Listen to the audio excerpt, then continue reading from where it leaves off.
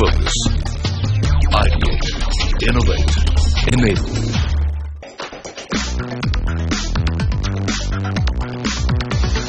Hello and welcome to the Personal Economy Series, Your Wealth and Beyond, brought to you by HSBC Premier in partnership with CNBC TV 18. Now on the series, we're exploring the various facets that make up our personal economy: family, home, career, passions, and much more. Last week, we explored the concept of home and what it means to us. And this week, we're exploring another facet that defines us, our career. At 27 years, Milind Doshi has a few companies under his belt. He set up his first venture while in college. A lot of my friends were really well qualified and very well educated, and they were doing minimum wage jobs in the library, taking prints for students and exchanging books. And I'm like, you have so many skills, why are you wasting it earning such little money? And then I realized that they didn't have another way to earn money while they're a student. Although a lot of people were willing to pay for their skills like editing, essays, writing business plans, promoting their product. So I thought there was an opportunity to fix this untapped potential of students and match it with startups and companies that need their services while they're studying. And we created a platform where people can buy and sell all kinds of services for $5.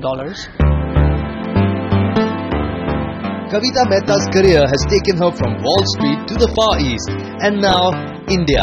I had the opportunity to join GE Capital in a leadership development program, so I rotated through several of GE's businesses learning about financial services and parlayed that into a job on Wall Street where I worked as an investment banker. After that, I went to the Wharton School at the University of Pennsylvania and got my MBA degree, and I met my husband there as well. And together I ended up in California, in Silicon Valley, working for Yahoo. So in 2007, Yahoo transferred his job to Singapore, and I took a break from Yahoo and decided to join WPP. And then we had the opportunity to move to India, where my husband was the COO of a digital technology company, and I took about a year off to be with our kids. We have 3 young children, and in that time I realized that there was a fantastic opportunity for the work that I do now. So we got accepted when we graduated in an accelerator program. And we got like free office space, and we had mentors, and the idea was to really scale our business and get a lot of revenue. And we reached a stage where we had a few hundred customers a day, and then before we knew it, our company got hacked, our website got hacked, and that threw us off guard because my partner and me were both non-technology co-founders. We were both entrepreneurship students. And that became a problem for us. We lost control of our site, and then that's where I got like my first reality kicked in, and I realized that you need to have a entrepreneurial co-founding team that has various diverse skill sets. That is not enough just to start, but also to sustain your business once you start, when the going gets tough and you face all these unexpected problems. I happened to meet a fantastic person here in Mumbai, my co-founder of the company, Kimberly Dixit, and we both realized that the work that we were doing as individuals and guiding people on their study abroad options was something that we could parlay into a business. We were great examples, Kimberly and I, of trailing spouses, highly qualified, highly educated trailing spouses, following our husbands here through their work. And we thought, okay, well, we can put our own experiences and skills to work, and through that process identified other folks just like us, and have created sort of an infrastructure and a paradigm that allows them to apply their knowledge and their skill set in helping our client base. I was pretty depressed at the time, so I decided to watch a bunch of interviews, attend networking events, and try to get my motivation level back. And I realized this word that Mark Cuban, he's a very famous entrepreneur, he said that, all you have to do is succeed once in life, and that's it. And that kind of kept me going. And I said, yes, I need to try again and just succeed once. That's all it takes. So I moved back to India, went to many startup events. I organized a bunch also, and I got very good exposure with the side in India, what's happening in the entrepreneurship world there. And after that, I realized that it's time to start solving problems for entrepreneurs, because I was in touch with a bunch of them. So one of the main problems that they had was cheap office space.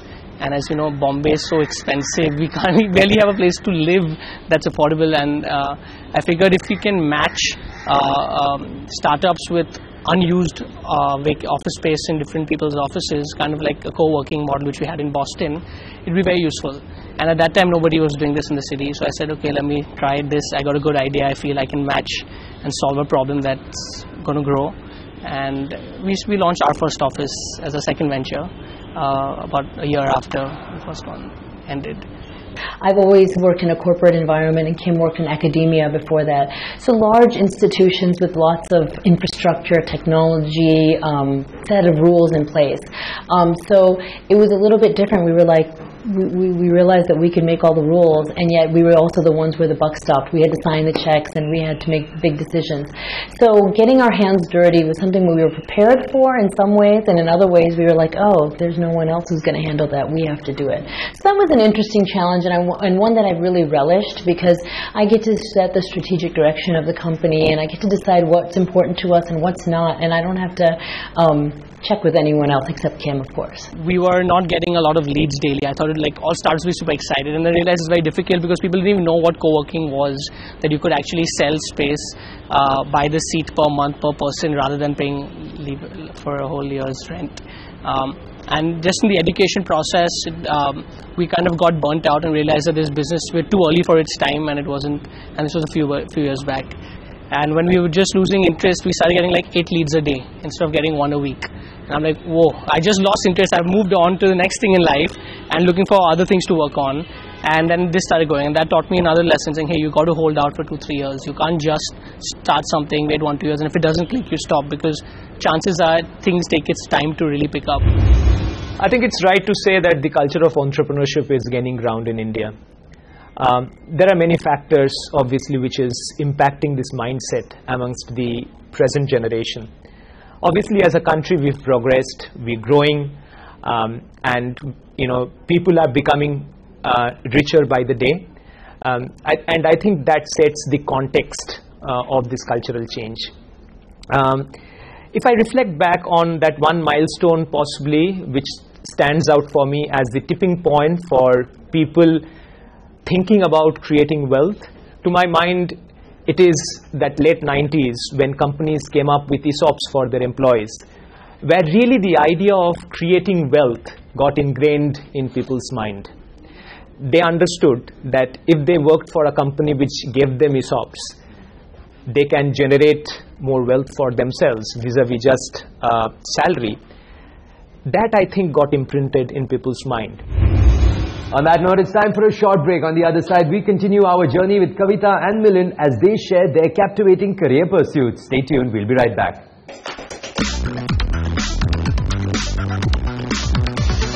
Welcome back to the Personal Economy series, Your Wealth and Beyond, brought to you by HSBC Premier in partnership with CNBC TV 18. Now on the series, we explore the key aspects that make up our personal economy. One of them is our career, which gives us a sense of fulfillment and also provides for our needs. This week, we take a look at the role it plays in our personal economy.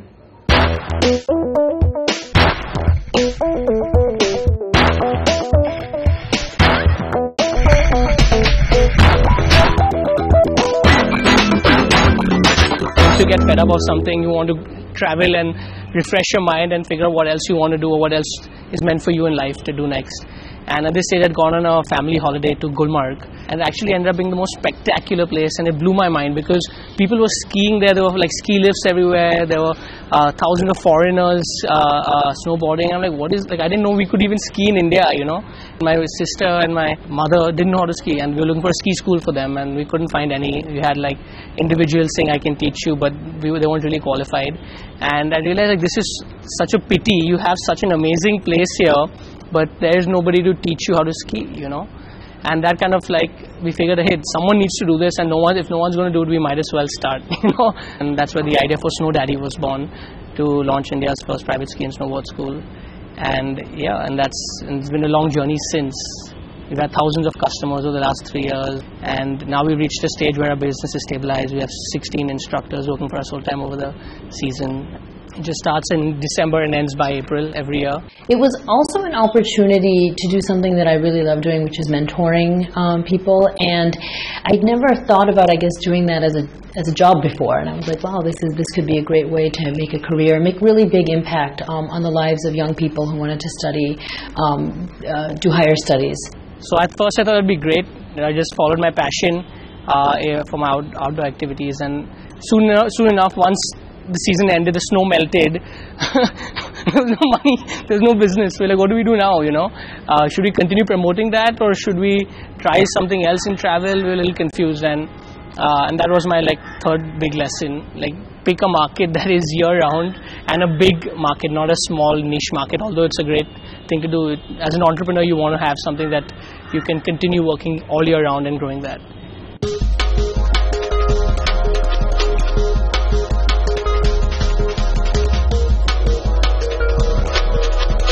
I've probably had careers in which I've made a lot more money, but I think the satisfaction that I get from helping people is something that I can't put my finger on or a dollar figure on, so to speak. I have clients who've gone on whose entire lives have changed because of the help that we've provided and the guidance that we can provide. And we've only been doing this as our 5th cycle, so our first set of college graduates are coming out this May. So we'll see what they do with these great degrees that they've amassed. But they come in here, and the best reward is when they come back to visit us or drop us emails and tell us all the fantastic things that they're doing, and we realize that making impact in individuals' lives is something that's incredibly rewarding.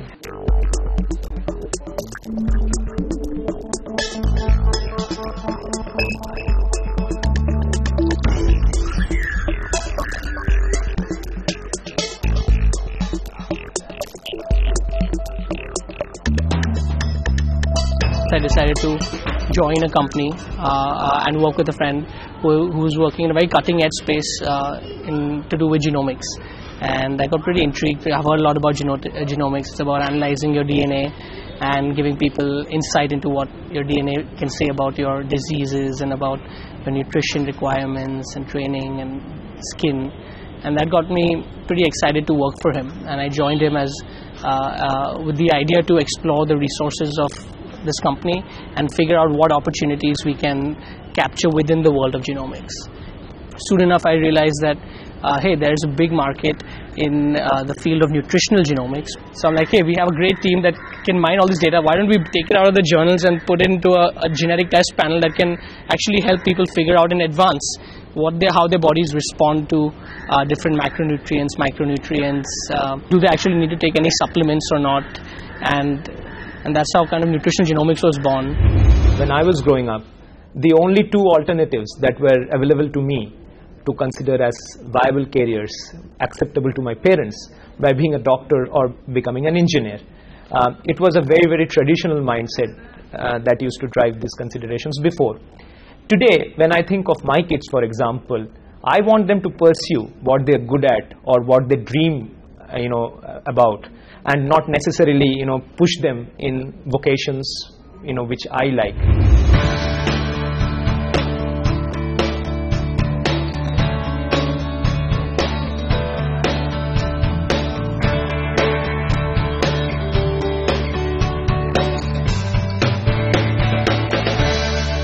One year into it, I got really inspired by the knowledge I gained in such a short period of time that I decided to spend money and do a course in this field. I did a course I got certified in the field of nutrition genomics from Monash University from Australia, and that kind of gave me more confidence when I went out to prospective customers and head of departments in hospitals to talk about nutrigenomics and how it can help the dietetics community. They were taking me very seriously because of my education, my knowledge. I was surprised that it was way beyond I'd expected, and I'd known so much about the space that they were starting to respect my knowledge. And at that stage, I realized that hey, this is good. It's working. I'm feeding on the feedback I'm getting from people around me, and it's giving me more confidence to continue working in this space, because people can actually benefit from this if I continue doing that and spend my time there. And that's how I kind of find my passion, because it comes from the customers, it comes from the team, it comes from everyone around me.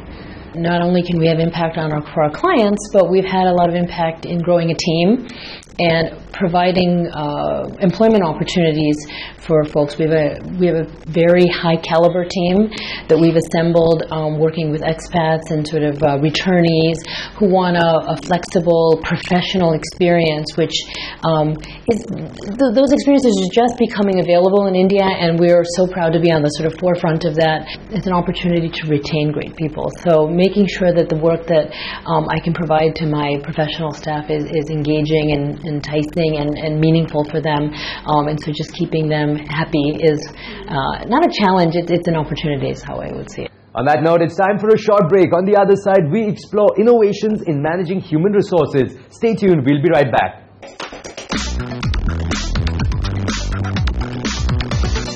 Welcome back. Now, on earlier episodes on the series, we featured key takeaways from the recently held Personal Economy Summit, Your Wealth and Beyond, brought to you by HSBC Premier in partnership with CNBC TV 18. Now, experts from diverse fields shared their thoughts and experiences about building careers and that key aspect, retaining staff. Let's take a look.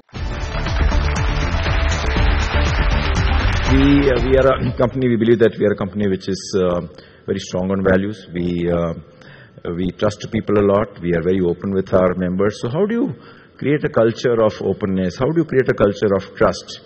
And you can do that when you reinforce your values on a perpetual basis.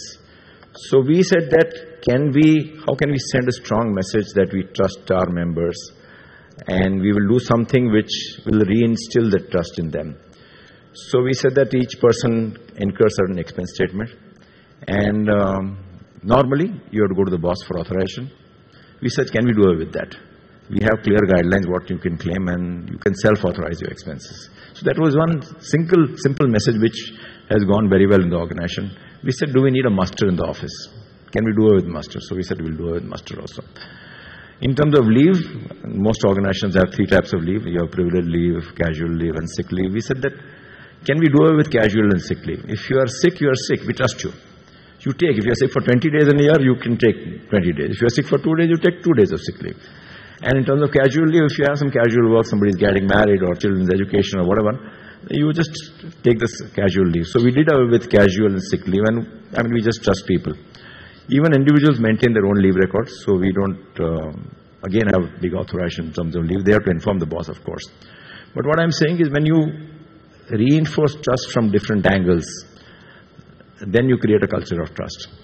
I think one of the things that I've done well, and I want to do more of, is relying on other people. I think I have a tendency, and people often have a tendency to be self-reliant, and when you're growing a business like this and running a household and sort of managing your personal life and everything, outsourcing and finding help and not being afraid to ask for help is important, because otherwise you just limit your own growth. Traditional businesses are being disrupted overnight. Companies that the biggest hotel company owns no hotels, right? Airbnb. The biggest taxi company owns no taxis, right, like Ola. So today you have to start thinking of how to apply technology and solve problems that have been solved by traditional businesses, and see how you can apply that and solve those same problems in a better way. Over the years in my corporate life, I've seen people who do extremely well are people who are actually doing what they like. So it's very important to select a career which is in line with your dreams and aspiration. You need to be really fueled by passion to do well in what you're doing. So that's, I think, the most critical and important thing. The other important factor is planning for contingencies. You need to be aware that your career would last for about 30 years, but within that you will do different things at different points of time, and you need to be able to take that risk of a shift or a change in case circumstances demand that. And for that you need to have a very, very strong backing of a financial goal and financial planning, so that you build enough capital to help you take those risks when you need to take them. To be successful in your career, the other most critical thing is to have regular milestones and goals, and some method of evaluating whether you are reaching that milestone or a goal, and if you don't, what is your plan B? I think that's the other thing that one needs to be mindful of. Find good partners. A life partner. I have a husband who's fantastic, who supports me and is always there to help, either at home or with the business. I have a business partner who I trust implicitly, and that has made all the difference in sort of us getting to where we are today. We went from 2 people working in cafes to 25 people across 4 countries, and that's because we trust each other and we just keep things going. I truly believe now that anything's possible. Right? I really feel that in the future, I'm not worried about failing again. I lost my fear in the first failure of my startup. Look at me, I'm still around, I'm still doing well. Companies is growing, and I think that attitude, once it switches and changes in your head, that hey, it's okay to fail. Hey, it's great to keep trying and following your passion, learning about something thoroughly, and then putting it out there in the world and seeing if you can solve a problem for the community. Well, truly, anything is possible indeed. That's all the time we have on this episode, but stay tuned to the series as we continue to explore the aspects that matter to us in our personal economy. Until next time, from the entire team, many thanks for watching.